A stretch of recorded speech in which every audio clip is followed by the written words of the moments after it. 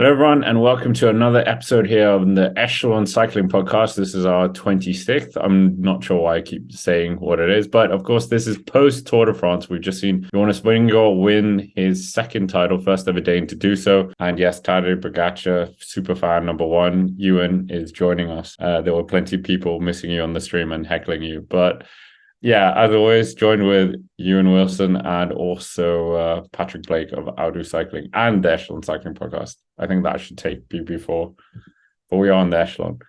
Nevertheless, Tour de France 2023 settled, and we will react to our predictions. We've got quite a packed show today.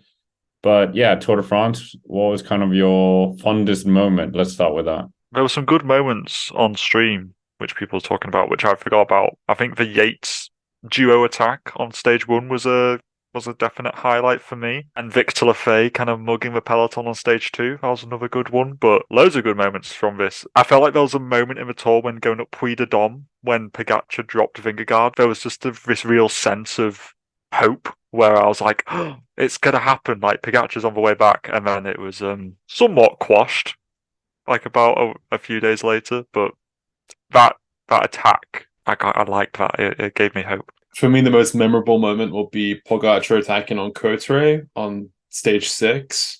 He attacked, and it was like, whoa, the Tour de France, like, it's flipping, because the day before, Jonas gained a minute, and then Pogacar was gaining big time, and he thought, wow, we've got a real battle on our hands, and it's only stage 6. And then also there was so much GC sort of stuff to digest, and the team tactics that day was super interesting as well. That felt like the most cyclismo moment of the Tour de France. Like, it was proper, like, boom, bang, bang between the two during the Tour de France. From that point onwards, I mean, the stalemate was interesting, but like when I was writing the retrospective for how Jonas Vingegaard won the Tour de France, that actually wasn't that interesting in the long narrative of the race, because neither of those guys really gained anything, and it felt like it was kind of in vain when a couple days later Jonas crushed everybody in the TT and at Col de la Loze. So for me, Courtrai is the number one moment. That was just rewatching that attack again when Pogacar like comes from behind. Jonas is a little bit like off guard, and yeah, Jonas's little face going like this, like he's so determined, and at the end with a little bow as well. It felt as though the Tour de France was like, mwah. It was going to be another banger. I mean, everyone's expecting me to say the time trial where he absolutely crushed Tadej Pogacar, but I'm not. I'm going to say the Nils Pollard chain. That was so funny, where his chain snaps, and then how many neutral service bikes did he have to go on? So different cleats, different size. Okay, you could also say like I think there was quite a few moments like Rodriguez crashing and still maintaining a top 5, Adam Yates being so powerful, and all of us kind of being quite amused about many people saying Yates hype is just hype. And I think the Yates brothers, third and fourth, that's pretty good going by both of them. And quite a few debutants as well in the top 10 of the Tour. We got, what was it, Jai Hindley, Felix Gal, and Carlos Rodriguez. Good old C-Rod. Yeah, and Felix Gal, great performance up Col de la Loze too. Crazy. All 3 of those guys won stages. Coincidence? I think not. But anyways, obviously we had a video where we made predictions at the start of this Tour de France. So we're going to react to those predictions. The Tour de France is happening, so we might as well. We'll do predictions. So we'll start a bit with like what podium, the jerseys, and then a bit hot takes, as Ewan calls it. And then we'll come back and laugh at ourselves after the Tour de France, or maybe celebrate. I don't know. Who do you guys? Let's definitely laugh.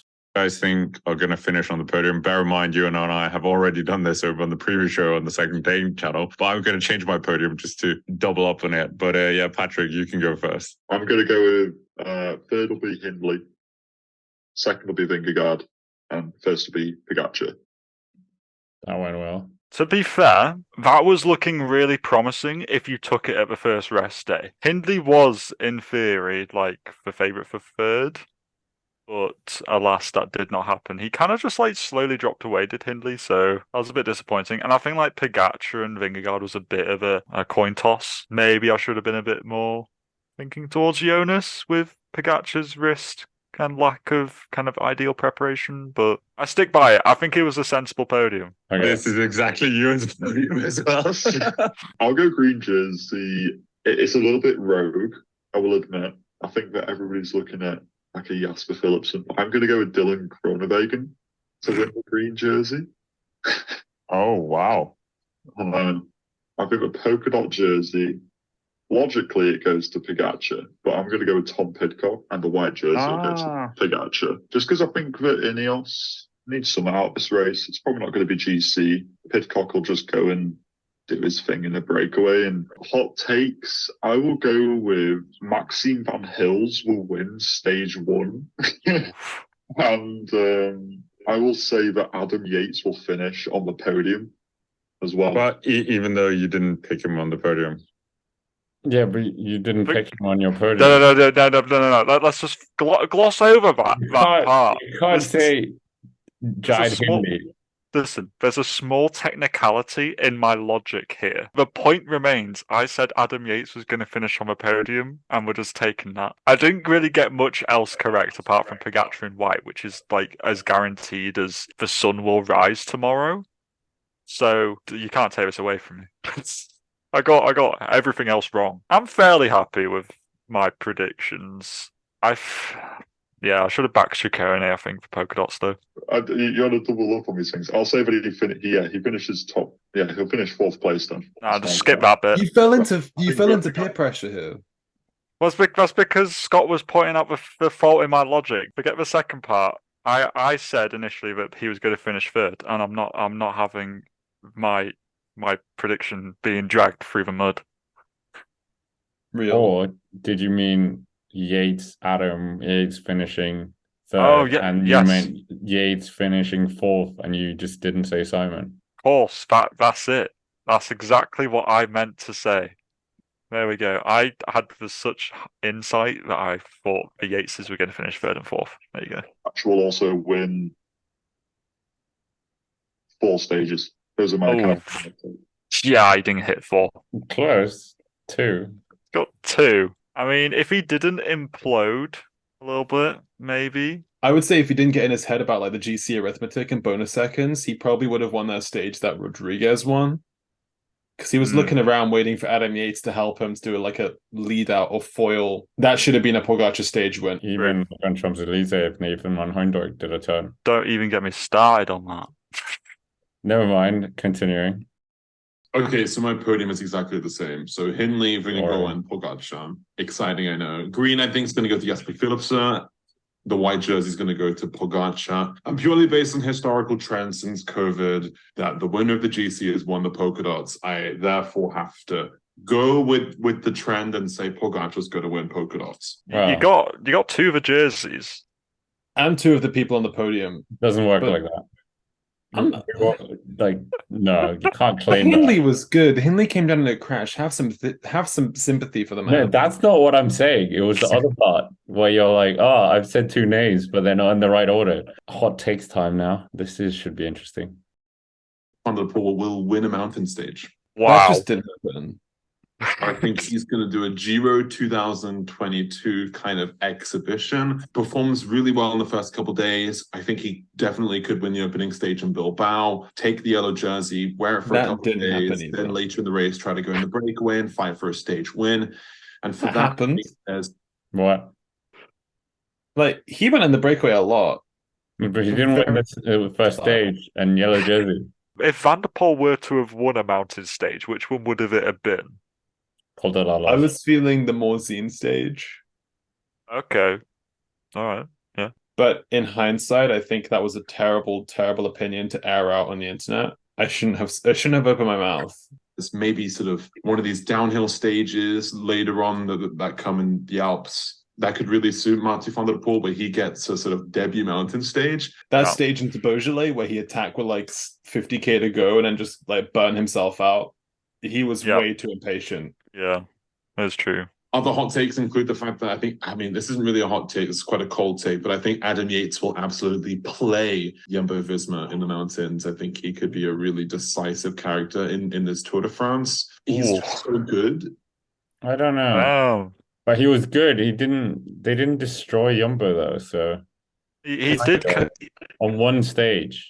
But then Yeah. Pogacar didn't have the legs on the day where Yates was going to destroy them. Yates was the architect of that final stage win in the Vosges. Yeah. Yates was also really useful on stages 14 and 15. You got to say that. I'm not a Yates hater. We all said Adam Yates would be great. So That's true. Yeah, the haters are in the comments. That's real. I think we're going to have a rogue yellow jersey. What classes is rogue?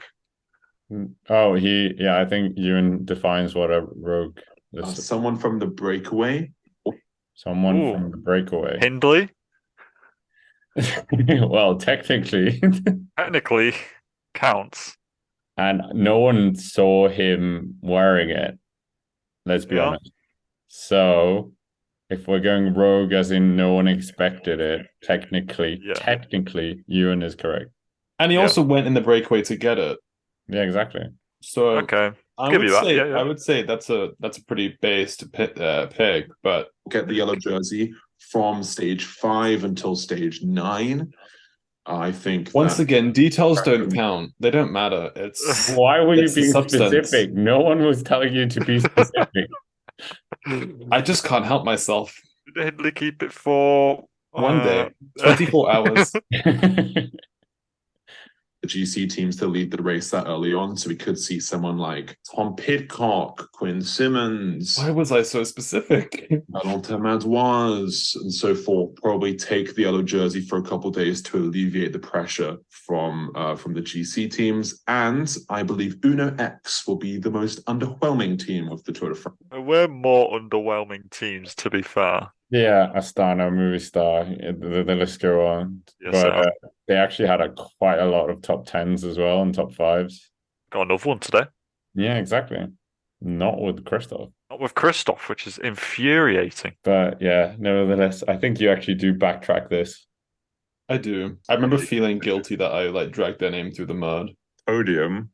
I think, well, I can't even remember my podium from the preview. So I will just make one up, and I'm not going to say Jonas Vingegaard winning because I didn't say that last year and he won. So Jumbo, check in the post, please, or I will pick Jonas Vingegaard next year. So I'm going to say the winner of this year's edition is third place. We have Adam Yates. Second, that's how you do it, Patrick. Fair. Second place, Wilco Kelderman, and Tadej Pogacar wins it. Oh, my, come on a second. Wilco Kelderman almost wipes out. Has a problem or something. Funny vision. In the green jersey, I'm going with my heart this time. Binyam Girmay takes it, and polka dot jersey, I think is good. Yeah, that did not. Vinny got maybe 2 top 10s in this race and nothing else. Oh well, we'll just ignore that. In terms of hot takes, Binyam wins a stage. Hopefully, Uno X wins a stage. Right, the UN hate. Oh, Ineos. Ineos could be underwhelming. I have a feeling Michał Kwiatkowski is going to win a stage. Oh, based. Yeah, well done. That is. I had my vibe. I get my breakaway vibes. You know, sometimes people are on good form, but fair play, you. It's because he won the Polish national championships for the first time in ages, so I have belief. Your vibes. Are they satisfied with the stage? Do they? Well, they didn't get one at the Giro again, so this is kind of what they need this because they're not finishing in top 5 in GC. Oh no. Oh no. So it was so high, and then I didn't need to be specific. That's so funny. I didn't need to get the detail. Oh well. I was bitchy for no reason. Oh well, it'll only get better. Yeah, exactly. This is what there's the hot take. Yeah, exactly. Yeah. But he's going to do, right, stage 5. That is where Pidcock is going to recreate Hershey 2020. Who do you think is going to win the team classification, the most exciting competition of the whole Tour de France? Bahrain. I reckon, getting the whole team up on the podium for the team classification, that'll be... They've done it before. Bahrain could be good. Bilbao, Landa, Pauls, Haig. But similarly, UAE might have they'll probably have Yates and Pogacar in top 10, as will probably Kelderman and Vingegaard, and I'm probably adding up one of the other guys from UAE and Jumbo. I feel like it's probably one of those two, but I'd really like it to be Bahrain as well. That was a decent call. They were the top 3, right? Yeah, they finished in third. They were leading it at one point, to be fair. And I would have liked to have seen them up on the podium, as you know, but you know. Also, Wilco Kelderman needs to give us a check because we have hyped him up so much. I wonder how many figures they added to his contract because of the airtime we have given him over the past 12 months. From saying that he's going to decide the Tour de France and transfer talks last year to the Jumbo-Visma preview, all of the little snippets we've done about Vingegaard at the Tour de France saying Kelderman's going to be a key character, to Kelderman being used in a flat stage into Moulin. Come on. Kelderman, the address is... the Echelon Cycling Podcast, headquarters Andorra. And the account number, IBAN, and sort code are as Monaco. We need to move to Monaco, close to Nice. Oh, let's do it. I love public services. I could never. But speaking of people we give too much airtime, well, podcast favorite, Lopez. Alexei Lutsenko. Yes. Where's this going? Not a great Tour de France. He was in the breakaway a lot. He's now got a really good friend in Alaphilippe. Yeah. They were in the break a lot. Lutsenko should have got super compatibility. There you go. I have a bone to pick about that. So did I. I said it on stream. I was furious. Say it, you. One of my favorite prizes at any Grand Tour is breakaway prize. Campenaerts got it because of recency bias. He was really good in the final week, but I'm sorry. French rider bias. Alaphilippe was in the breakaway since the first week of racing because Lord knows he wasn't going to win a stage otherwise. Literally every sort of hilly or mountain stage, Alaphilippe was up there. I feel like he had a stronger case for it. If the tour were 10 stages long, Nielsen Paulus would have got it as well. Like, I think it's just this recency bias in Campenaerts. And I know Campenaerts, you're a subscriber to the Cycling Dane channel. Hi. But I think as well, the personality sometimes overcomes the public and jury vote in a way where they want to try to get something that will get clicks and views rather than actually respecting the prize. Campenaerts is a well-known character in the sport with quite a big social media following. That's all I'm saying. We should have just picked like Mohoric then for the ride for Gino thing and the goods. You know, he was in the break enough. I agreed with you. For recency bias, where it's like, Campenaerts attacked the last 3 days on some suicide missions, basically, and wasn't that successful in them. And other people have been in the break more than him, been more successful. And I know that's not necessarily the parameters that are set for the Super Combativité prize, but I was like, you can't just do 3 good attacks in the last 3 stages, and then it's like, oh, Super Combativité. It's like, what about stage 17 minus to stage 1? What about all those people who went in the break there? I didn't like it either. Well, nevertheless, we have got other things on the agenda as well. I mean, one of the first things we're going to talk about, obviously, Tadej Pogacar, not ideal. He wanted to come back, win the race. Obviously, he had a wrist injury as well. But a super strong UAE team, Emirates team here, definitely looked like they'd leveled up to some degree. But how does Tadej Pogacar, if he is going to the Tour de France next year, how does he beat the Jumbo-Visma train and Jonas? By not falling off in Liège and hurting his wrist. Would be a great start to that campaign. Of course, we don't know what the parcours are for the Tour next year outside of the first 3 stages and the last stage in Nice. Is that right? The TT in Nice. So we're going to get on to a Yuzo and stuff and other teammates that maybe UAE could bring as well. But I do feel like this year proved that they were pretty much mano a mano, pretty neck and neck, apart from when Pogacar obviously was suffering from a lack of training in that final week in the TT and the Col de la Loze. He was clearly on a bit of a downward trajectory in that kind of first part of the final week. I do feel like if he had a better prep, he would do better. So I do feel like it would have been a really close battle all the way to the line. So I feel like the difference in GC next year will be made on tactical decisions mainly, rather than sheer brute force on climbs. Yeah, I mean, it definitely looked like UAE and Jumbo were pretty equal in this year's Tour de France. At points it looked like UAE was stronger, at points it looked like Jumbo was stronger. I think Jumbo is more well-rounded with their Wout van Aert kind of type, their Nathan van Hooydonk kind of type. Nathan van Hooydonk is better than Miguel, in terms of direct comparisons and But then UAE have Yates. Yes, Yambo have Kurse, but maybe Roglic gets drafted in next year and it's a complete different story. But I mean, I think the easy answer people are giving is don't target the classics. I was just going to say that. But when Pogacar won Liège back in 2021, he also rode Amstel that year. And I don't know if he rode Amstel. Back in 2021, Pogacar won Liège, then won the Tour de France, also rode the Tour of Slovenia in between. Maybe Pogacar needs to do a more sort of Criterium de Dauphiné focused run up to the Tour de France. He can still do Ronda, still do all those classics, and then take a big long break, then do Criterium de Dauphiné, jump into the Tour de France. Yes, that would mean sacrificing Tour of Slovenia, but maybe just being in the Dauphiné and keeping up that momentum at high-level racing would help him. Like at Paris-Nice, where he was beating Jonas Vingegaard and beating a lot of the other guys and everyone else, and his team looked super good. Keep that morale going, keep that momentum going into the Tour de France. That might be a way of doing it. I think it also just depends because Jonas, they looked sort of tete-a-tete throughout the race. But one thing, I mean, I'm trying to find it hard to like digest and swallow this thing about Jonas's victory is that like, did he know he had this performance in his legs the whole way through the Tour de France? Throughout that second week when there was a stalemate between the two, was Jonas holding back knowing that he was going to absolutely obliterate Pogacar in the mountains? Well, the radio message by the Jumbo team would suggest that, where it was like, show the world that you're the best now. So I think they knew. So like they were just toying with Pogacar. Whole time though, like the whole time was he holding back and holding back? Then how can we say Pogacar and Vingegaard were tete-a-tete? Because Vingegaard didn't really attack during the Alps. He just kind of held on, and then up until the time trial, and then cut a loss. Like I don't know.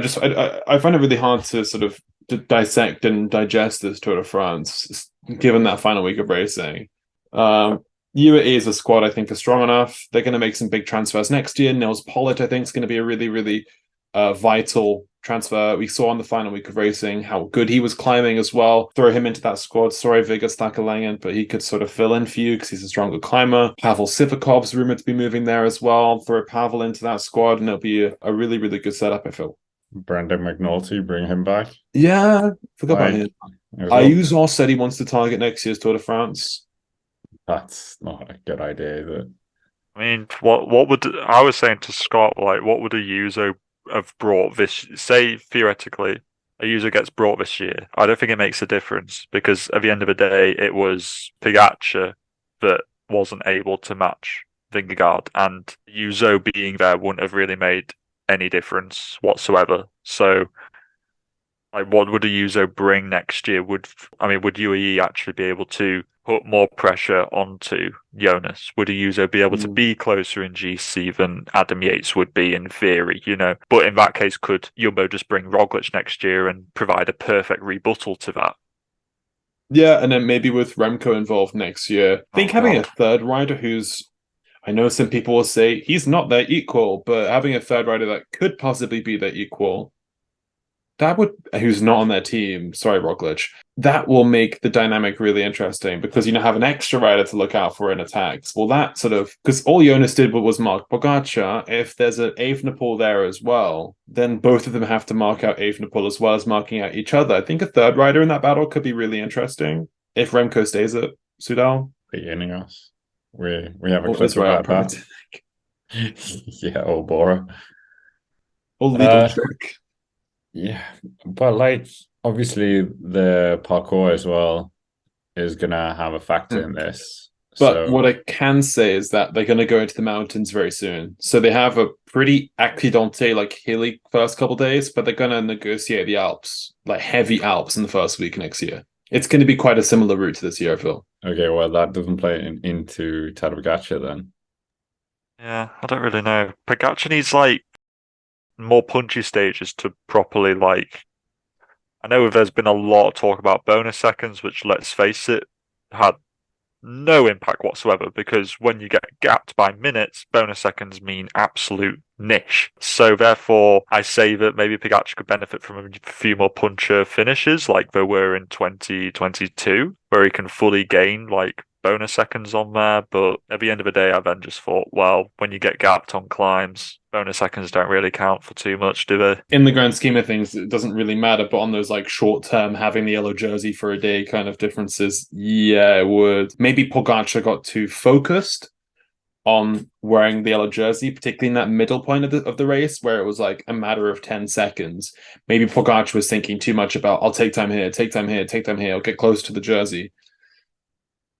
Maybe he was thinking about chasing that jersey instead of holding his reserves for the time trial and for Col de la Loz. Because in reality, gaining the 8 seconds he did on Grand Colombier could have burnt out what he called bullets instead of being up there in the TT, maybe gaining some more time there, or at Col de la Loz not blowing up. Who was he to sort of predict the fact that he was going to absolutely crumble on Col de la Loz? I don't think he knew until he passed through the lovely ski station of Maribel at 10 kilometers to go on that climb. Yeah, we'll see what happens anyway. But that was just our advice to UAE, I guess. But yeah, nevertheless, moving on to the two-time Tour de France champion, Jonas Vingegaard now. And yeah, this was something Patrick wanted to talk about. He's rumored to be going to the Vuelta Espana. I don't know what you guys feel of this or think of this. I desperately want Pogacar to go back to the Vuelta. But yeah, what do you think he can do? And is he going to be working for Roglic and we're back in 2020 Vuelta Espana again? I don't know what to expect from him. I think going back to what Ewan was saying earlier about how I don't think that Jonas went that deep in this tour. I don't think he did. I think that he's not going to be going into the Vuelta on his knees. I think that he actually might be seriously competitive in the Vuelta, to be honest with you. The whole thing of Roglic being there, of course, Roglic did the Giro, so he's going to have very much ideal warm-up for the Vuelta that we know so far. We haven't heard of any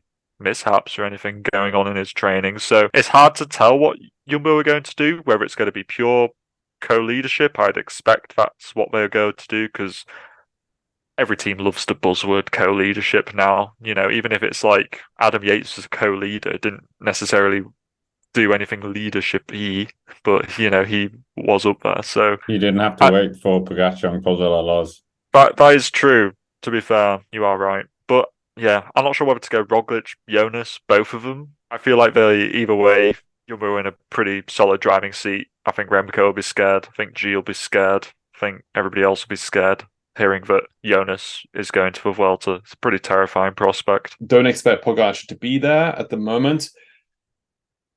I agree with Patrick, to be honest, in this one. I feel like, you know, like back in the day when Froome would do the Tour de France, win it, and then do the Vuelta, give a really, really good ride in the Vuelta. I feel like that's going to happen again here. But the way Jonas looked in that final week of the Tour de France, he had the whole sort of new Tour de France champion kind of thing last year, where he was like, he became like an overnight sensation. I know people knew about him beforehand, but like being second place at Tour de France is different to being a winner of the Tour de France, doing all these media appearances, being funneled around television interviews, post-tour criteriums and all that. This year, he'll be more, like, it won't be as heavy on him. It won't be as overwhelming. And then go into the Vuelta. I think he's going to give a really good shot. I wouldn't be surprised if he wins. I just feel bad for Roglic, to be honest. Like, I want to hug him, because like a couple of years back, this was his team. Like, he was like the leader. He was the guy who like made Jumbo-Visma GC squad, and like the Vuelta's been his little project. He wants to get that fourth win, and then all of a sudden, Jonas gets parachuted in. It's like, wow, the guy who took my Tour de France leadership away from me is now taking my Vuelta leadership away from me. I don't know. I feel like Vingegaard is now going to have like effigies of him like burnt on the stake in like the middle of Ljubljana. Like all across Slovenia, there'll be like dartboards with the face of Vingegaard in the middle, like thinking about like, wow, he beat, because in Slovenia it's really tribal between like Pogacar fans and Roglic fans. Roglic is probably more popular, more famous. And now that like Vingegaard is going to take away that big Roglic project of winning the Vuelta again, damn. And then he took the Tour de France away from Tadej. Nobody's going to be happy with this situation. But I mean, it's going to be interesting to see. We haven't seen a Tour de France winner go into the Vuelta in a while. Froome, 2017. Froome, yeah, I think Froome. And he won for the last one. Well, yeah, I think that. Do you reckon this is partly stoked by the fact that Sepp Kuss went down and he was provisionally down for the Vuelta, and therefore he has been kind of taken out and Jonas has been put in as like a swap? the Bottas start list was rumored about a week ago. It seemed pretty strong. A lot of them are already on an altitude camp in Tignes at the moment in the Alps. So it's a couple of those guys jumped in with. Well, Kuss was spoken about. I think Kuss might still be there, but Vingegaard getting launched in is a bit of a surprise. But I think he'll take the role of one of the lesser guys. I know Tom Gloag is at the altitude camp. He might be switched out, given that he's already ridden the Giro this year. I mean, I also think that they're highly motivated by the fact that if they win the Vuelta, they have all 3 Grand Tours in this year. Gosh, yeah, and honestly, it looks so likely with Roglic and Vingegaard that that's going to be the case. Who's their biggest rival? Like Remco. That's it. Remco Ayuso. Honestly, Vuelta start list. Whoa, that's really good. Hang on. Remove a sprint a bit from it because none of the sprinters tend to go there unless they're literally forced there by a pitchfork by their team. This is an insanely good GC fight. And especially since we've got a mountaintop finish up the Tourmalet and the Angliru. Like, whoa, this is going to be a hell of a Vuelta, right? The Angliru was where Vingegaard kind of made his first name internationally, other than the Tour of Poland win. It was guiding up the GC group with Roglic, but now it might be the other way. I mean, yeah. But then it really does feel like there's quite a few Galacticos in one go. If you have Roglic, Vingegaard, then someone else, maybe but then I was going to have Almeida with him as well. That's quite a lethal double act. But then we know how UAE work when they have both of those guys. Well, Almeida plus teammate co-leader on a start list. It doesn't usually work out very well. They're quite sort of chaotic. Yeah, I mean, the Vuelta should be interesting. Don't forget, Vuelta Espana Enric Mas is built like no other. What if this is the Vuelta Espana he actually wins? Rodriguez and Garrett Thomas are also going to be there. A flying Pip Hogana, who just won a bunch sprint the other day. It's going to be a good Grand Tour. I mean, we just laughed at ourselves doing predictions, so we might as well do one here. Who do you think is going to win the Vuelta? Jonas. Yeah, I'm going to say Jonas. First ever Dane to win the Vuelta Espana. I would say Jonas. His legs are so good at the moment. Well, that was boring. Hang on, I'm going to check. Roglic. I want Roglic to win so bad. Roglic for the 4th. Would that be the record? Because Heras, well, there's an asterisk on Heras as well, but 3 or 4. And Primož is not getting any younger. He needs to before he moves to Ineos. I mean, or Israel. It's almost Israel age. I mean, let's face it.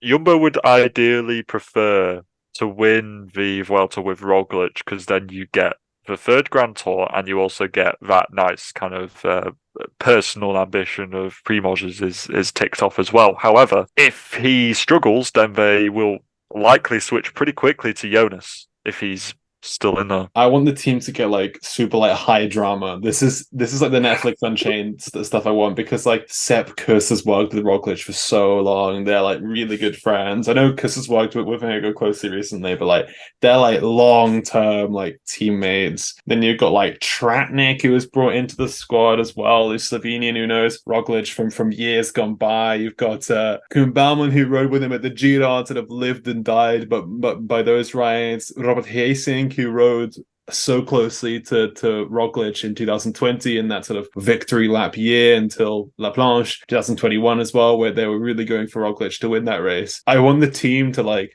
have arguments and shout at each other from across the bus, where like you've got Jan Tratnik like screaming at other riders saying, "We have to work for Primož, no risk, no glory," and like the whole team is like sort of like split in half. I want proper cyclismo. I want drama. Like Stephen Roach, 1987 in the Giro, where the guy, one of his teammates said, "Roach, I want you to work for me in the Giro and then I will work for you in the Tour." Then he found out the guy, I can't remember, the Italian guy, had a holiday booked through all of July. So he just went, "Nope, I'm just going to attack the team." So him and Shane Elliott were against everyone else on the team. And I mean, that could happen. Yeah. Oh, the 80s cycling. Great stories around that. Also in the 80s, I think, wasn't it Bernard Hinault and Greg LeMond used to share a team, and that was super tribal in the squad of who was riding for who. I want to see Jan Tratnik shout at Jonas Vingegaard, throw bottles on the bike. On a slightly different tangent, but like the Belgian team for the World Championships, people talk about the different like alliances within the Belgian squad of like, oh, well, Remco's got a couple of teammates here. And then there's just like Stuyven there like, I don't know what to do. I also want to point out, this is based on a fictional high fictional narrative. Jumbo Visma will probably work very harmoniously together, probably Finish win the 1, race 2. and get someone to podium. Yeah, And 1, that 2, would be 3. That's what lame. they're going for. 1, Lame. 2, 3. That would be so boring. Why would they do this to us? But anyways, moving on to a different kind of racing. The women's Tour de France has started. Yeah, we know Annemiek van Vleuten is kind of the GOAT of cycling right now. Demi Vollering as well. But who are kind of the favorites to win the race? As Patrick said as well in the stream, they're finishing up the Tourmalet, which is quite interesting. I mean, you got AVV and Vollering. They are pretty much just like the two big favourites in the same way that Pogacar and Jonas are the two favourites. I mean, you got, I don't know, then you'd probably say like Longo Borghini is likely third favourite, but then you've got, that's the beauty of women's racing is that you've got a lot of riders who are very close together, like a Labous or a Uttrup Ludwig or a Nibia Doma, Mormon Passio. They're all very similarly leveled, and it depends on like tactical decisions, really, who takes it. Yeah, I must admit, I haven't watched today's stage because it was a sprint day. it wasn't a sprint day in the end. Lotte Kopeck, no one chased. She won by about 40 seconds. SD Works, by the way, are going to toy with the race. I feel they've been doing it throughout this whole season. The thing is, I feel bad because isn't this going to be Van Vleuten's last Grand Tour, and she's won so many in a row at the moment. She's world champion, like, and it's the Tour de France. Like, it would make sense for her to win, and you got that very nice narrative. But I just feel like Demi Vollering and SD Works is like they've got so much momentum on their hands. I think SD Works as a team is much stronger than Movistar as a team. Yeah, That'd be a really cool ending. But then it ends in a TT, and I just feel like Van Vleuten is gonna like roll the TT, and is it Po? I believe it ends in. Yeah, the thing is, Vollering and Van Vleuten have gone head to head at the women's like Vuelta, which was held earlier this year. Super close, and that was very. Demi Vollering could have won that, but I swear I can't remember. But some kind of tactical blunder was made on some day, which would have very easily swayed it into Vollering's favour. And let's face it, Vollering is just on a different level this year. The fact that she won all 3 of the Ardennes, which I know isn't particularly telling, considering that, you know, Liège-Bastogne-Liège, the Tourmalet, it's a different thing. But I do think that it's going to be a close battle. I think it's going to be really entertaining. And like you say, SD Works, how many of the SD Works riders are going to get a stage win? I mean, it could be like 5. Yeah, I mean, Weber's in the sprint, and you got Reusser and like some like rogue breakaway. Kopecki's already got her stage win now that she can climb really well. Yeah, it'll be really interesting to see how it goes. But outside of those two like super teams, I don't really know who else is going to touch them. Maybe someone from Lidl Track, like a Longo Borghini, could finish in third place. It's a bit like the men's Tour de France, but like that third place seems to be quite an interesting battle. I really like Labou to get it because like France and stuff, and DSM had a really terrible men's Tour de France, and they've been like hyping up their chances in the women's tour. So I think Labou's did lose like time today, though. Do we want to talk about how? Because we were talking about this on stream, Scott, about the timing of it. We've spoken about the Giro Rosa as well, how stupid that placement is. That isn't. It's like during the men's Tour de France, so it's like not just the biggest cycling race in the world, like one of the world events on the calendar, and then they put the Giro Rosa there as well, because the female Tour de France existed before this new iteration of it. So yeah, how would you improve it? Would you put it like we spoke about, like Liège-Bastogne-Liège or La Flèche-Wallonne? They have it on the same day, and then you could do something where you start the women's race 100 kilometers down the road, and then the public won't just see like the one men's race. They will see 2 races. You and I were bitching about the stupid e-bike race that we kept seeing in the Giro. Like, wouldn't it be better to see the Giro Rosa, and then you have like, you follow that every day as well when it's a boring stage or whatever. So it's kind of like, obviously there's logistics here, but like everything starts with an idea. Yeah, because the Tour de France Femmes is 7, 8 stages. If you basically just start with Tour de France Femmes so that it finishes at the same time as the men's race. I'm not sure if it would follow the same parcours or a different parcours or whatever, but essentially have it so that the Tour de France Femmes also happens at the same time as the men's race. Because we were saying how you get to the end of a Tour de France, 3 weeks of racing, even for diehard fans like us, you get to the end of 3 weeks and you're a bit like 3 weeks of watching bike racing, man, I could actually probably do with a week not watching bike racing. The Tour de France Femmes is now just adding another week on. It's like a full-on month of racing every single day. And I just kind of can't be arsed watching racing for like a whole month. Like 3 weeks is enough. And I just kind of feel like I would watch it more if the women's race was coincided with the men's. I like how they have the weeks themselves, though. Otherwise, they're like in the shadows of the men a little bit. Yeah, that is also a good point. I mean, the parcours as well, yeah, that makes sense logistically, but at the same time, the Tour de France Femmes, they're trying to carve out this new identity. They've got really interesting features in the race. Like last year's race, you had that brilliant sort of the gravel stage of last year's race, which had never really been seen in the men's Tour de France before. We had it at the Giro a couple of years back in Montalcino, but at the men's Tour de France, we haven't seen a gravel stage, and the women had that through wine country in Champagne, and it was like a really, really interesting stage where Marlon Reusser won, and the dynamic of having the gravel there, you think, oh wow, that was cool. Cynically, they'll probably try to do that in the men's race in a few years' time, but that gave the women's race a little bit of a unique edge. Also, the fact that they went through the Vosges last year as well and really utilized that mountain range, whilst the men's race doesn't really touch into the Vosges that much. And the men's race did it this year, but by really delving into the Vosges. It's almost like an experiment for the men's race, but the women's race as well gets its own limelight, its own chance to shine, really. Also, maybe just different cities bid for it as well in terms of making money. Clermont-Ferrand, they bid for the Tour de France this year for the men's one, but they get the big women's Grand Départ, and the race is going through towns and cities that will definitely give them the race money just so that the race is more profitable. You got to think about it that way. It is a corporate machine. Especially, yeah, I do kind of forget about part because especially when you're thinking like next year, the very extravagant location of like basically like Tuscany is hosting like the Grande Partenza.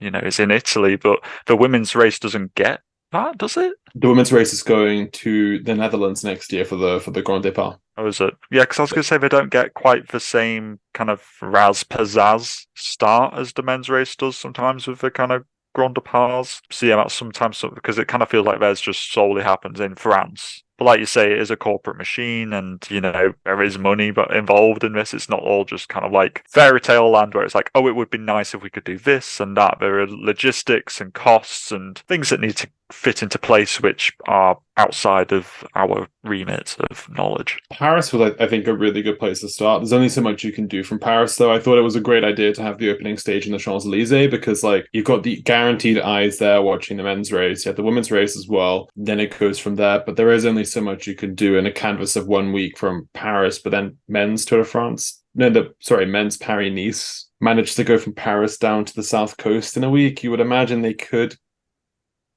Well, it's like Yvelines or like some little shitty suburb, Savigny-sur-Orge. Sorry to the inhabitants there. I've been there. It's mid, but like it's. I'm so sure we have lots of French listeners. Oh dear. Well, I'm about to shit on someone else. Like Clermont-Ferrand is not like that. Wow, the city. It's like the Sheffield of France. Oh damn! Wow, why are you being rude to Sheffield? I'm sorry. Sheffield's a bit. No, I would say Sheffield.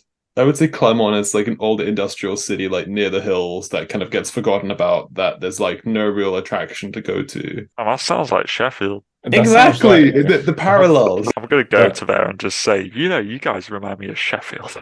I mean, this aside, I mean, Ewan makes a good point that if you just had it like the e-bike kind of thing and it's just touched on, they are essentially competing for the viewer. So like if you have them on at the same time, you want the viewer to basically watch 6-8 hours worth of cycling, and that's a bit much. And also like with the women's classics as well, they happen like really early. So like for them, like Liège will start at like the flag drop in Liège will be at like 8 a.m. and it'll finish at about 1 p.m. And if you do that for like Grand Tour stages, the men's Grand Tour stage will start at like midday, maybe 1 p.m. local time, maybe more like 1 p.m. And the women's stage would have to probably start at like 7 a.m. so they can get it all done, get it all on TV. I think that's just a bit too much. Also, closing the roads is very difficult. Having a road closure for a whole day, sometimes these races go on quite busy roads. Having it closed for all that time is quite hard. Usually for like these major bike races, apart from maybe the start and the finish, the road will close for maybe 2 hours. Having it so that it closes for a prolonged amount of time does make it very, very difficult. I think they have a luxury with these women's classics that are in like Belgium and so forth, that they can have the roads closed all day. I mean, someone said in the comments that we should be the UCI presidents. I mean, we would take the challenge. It seems like the qualification isn't that high. But nevertheless... Oh, okay, in that case, women's Giro. I know it's bad having it in the first week of the Tour de France, but have it the week before the Tour de France. Yeah, no, that's what everyone said. Yeah, everyone said move it to the week where everyone's absolutely gurning for racing and do that, but they don't want to listen. Nevertheless, moving on to, well, there's no connection really. He's never ridden the Tour de Femmes.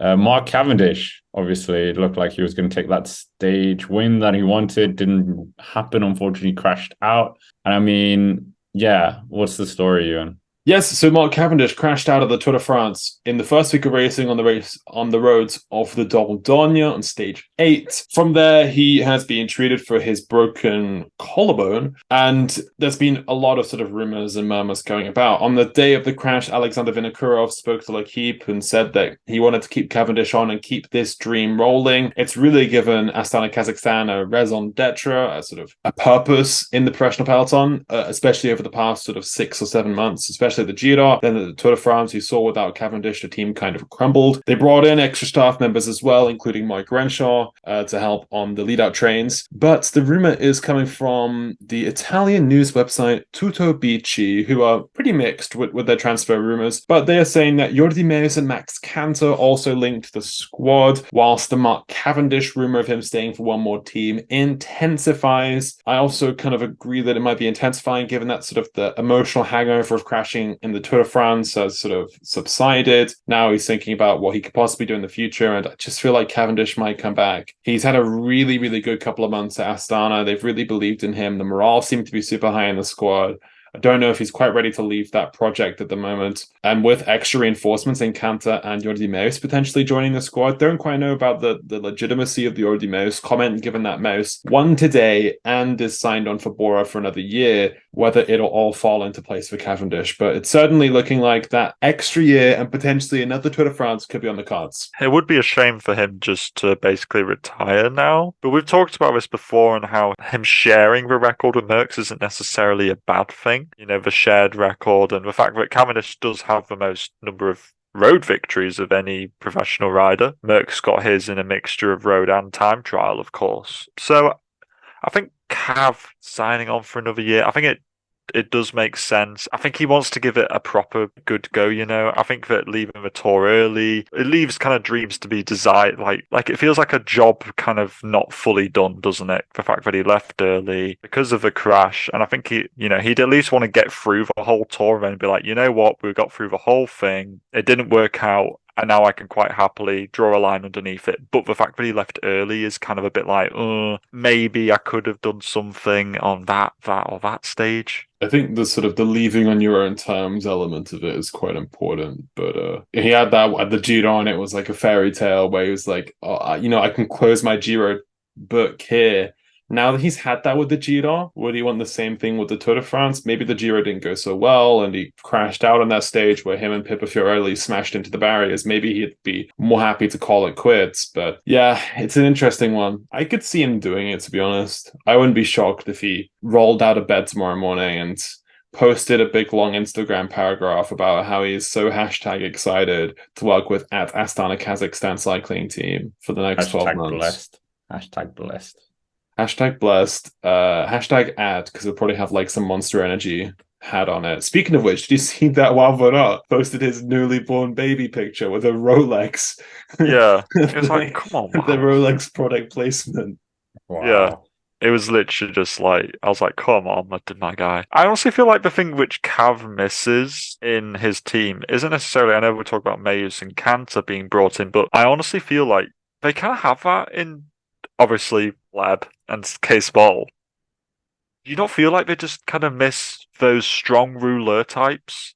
The guys who are like your Remy Cavagnas, I don't know, your Nils Pollitt's and people of the world who really set a high pace from far out, because I feel like that's what he misses. Like he's got like the last two lead out men, but he misses kind of the men before that as well. I think that's something which Astana are especially weak in. I feel like they should focus their transfer kind of attentions on that area rather than getting more lead-out men, which they already have enough of. Maybe Vinokurov is it's targeting these guys. Mauro Schmid is in the market at the moment. Look towards him. There's Politis, but he's not going to compete with UAE money. But like maybe Astana do some like transfer consultancy. Our emails in the description below to try to help him find these kind of guys to sort of get Cavendish and get sort of your Glebs, your Davide Martinellis, your Case Bowles, Jake Stewart potentially in the future in the right position. Maybe that's what he's feeling with Lorenzo Fortunato might be rumored to the squad next year. Get lucky Lorenzo to sort of position Cavendish at 5k to go. The point Patrick made last time we discussed this was that the amount of effort he's going to have to do once again, and he is 38, 39, and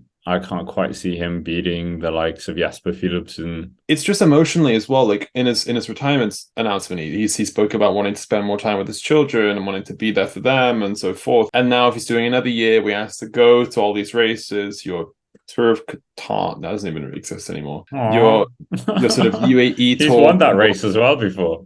Yeah, but like in February, you got to go to like yeah. Middle East for a week, and then you got to go to like I don't know San Juan or something like Rogue. I don't even think Astana raced there. Like you just like traveling the world. You don't really spend any time with your family, and then if he does like one of these training camps or so forth, and that's just more time taken out, and he doesn't really return to real life. But then he's got maybe this is going to get morbid, but like maybe 40 more years of real life ahead of him.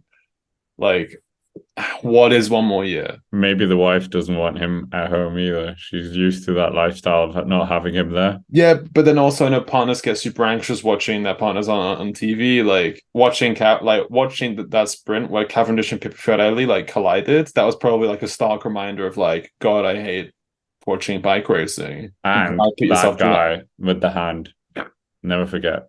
We never heard anything for the guy. We don't know. Maybe he was silenced. Was he silent or was he silenced? But nevertheless, coming to Rider of the Week, and I think, well, what should we do? Rider of the Week or Rider of the Tour? Let's do one of each. Okay, fine.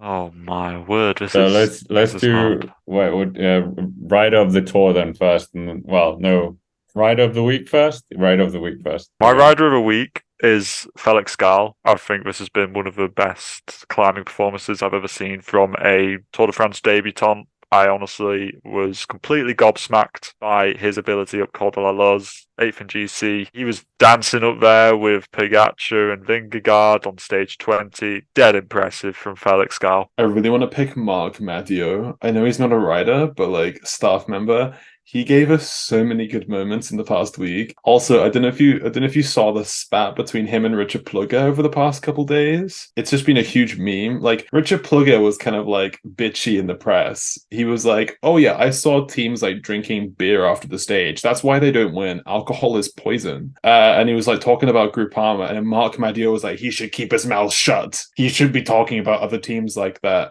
And he went on a big like tirade on like in the French press about like being unhappy with like Richard Plugger slacking all the other teams off. And then like the next day he's like crying in the team car going through the virage. Thibaut Pinot, he went out to the fans and like was crying, like holding their hands like it was like a religious experience, which it was. To like the next day on the Champs-Elysees, he's like getting swarmed by the Thibaut Pinot fan club, and he's like holding up like an anti-Richard Plugger sign with a beer in his hand. Full commitment to the bit. Mark Madio is my Rider of the Week.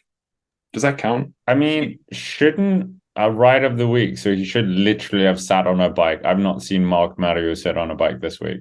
I did in the late 90s. He won Roubaix. Yeah, but that's not this week. That's Rider of the Week. In that case, it's got to be Jonas Vingegaard. Pogacar fanboy picks Jonas Vingegaard. Pogacar lost 5.5 minutes at a mountain stage. He doesn't deserve this. Okay, I was thinking about going for Jordi Mouse, but that seems a bit too easy for like 15 seconds worth of effort. I'm going to go for Kasper Asgreen for almost winning two breakaway stages back to back. I thought that was pretty crazy. But yeah, let's go for Rider of the Tour. And I mean, yeah, go for it, Patrick. And you have to say why. You can't, and it has to be a rider. It's such a hard one to pick, to be honest. because there have been a lot of riders. I am going to go with Pello Bilbao as my rider of the Tour. Probably, I know we've seen good GC performances from him in the past, in like the kind of COVID era Giro d'Italias and stuff, but this is a serious step up in my eyes from Pello Bilbao. Plus getting the stage win, the ride for Gino. Just a really impressive GC performance for me from Pello Bilbao. I didn't expect him to finish this high up in GC. And I think that him and Bahrain on the whole had a very, very good race. I mean, there's a really obvious one on the table. Jonas Vingegaard. I don't know, but I feel like you're gonna pick him, maybe. But... No, I'm gonna restrain myself. I'm also honorable mention Adam Yates. Yeah, I was thinking about him. But okay, in that case, he's not my Jonas. No, he's not my choice. He's not my choice. Oh, okay. Jonas, because I guess he won the race with quite a big margin, and he won 2 stages like really emphatically. 4.5 seconds per kilometer in a time trial. There's not been a TT victory that convincing in the 21st century. Yes, it wasn't the most exciting Tour de France in the end. I was going to go for Adam Yates because, 3rd place and 2 riders up there, and he really did a good job for Tadej Pogacar when he was needed. But I'm going to go for the man who almost went out of the Tour de France, Carlos Rodriguez, after crashing, winning a stage as well, first ever Tour, and Bora Hansgrohe did a dirty on him, but he still didn't lose his place. So I think, Carlos Rodriguez. That's a fair one. Yeah, I feel like I could have said Pogacar. In hindsight, maybe I should have done. Bilbao, I think, was a I'm sticking with Bilbao. Good ride. I like to go for a more understated one, but Pogacar in reality. Attacking on Champs-Élysées, what a Pogacar is the true entertainer of the Tour, and nobody can take that away from him. Taking over from Sagan, I guess. As one person leaves, another emerges. But anyways, that's it for the 26th episode of the Echelon Cycling Podcast. And of course, we're going to do our ranking video as well over on the Cycling Dane channel that's coming up tomorrow. So look out for that. But make sure to hit the like button, subscribe to the channel, and also help us on Spotify by giving us a like or whatever, 5 stars. I don't know how it works. But that's it for us. Thank you very much for watching. And of course, as always, we will see you around.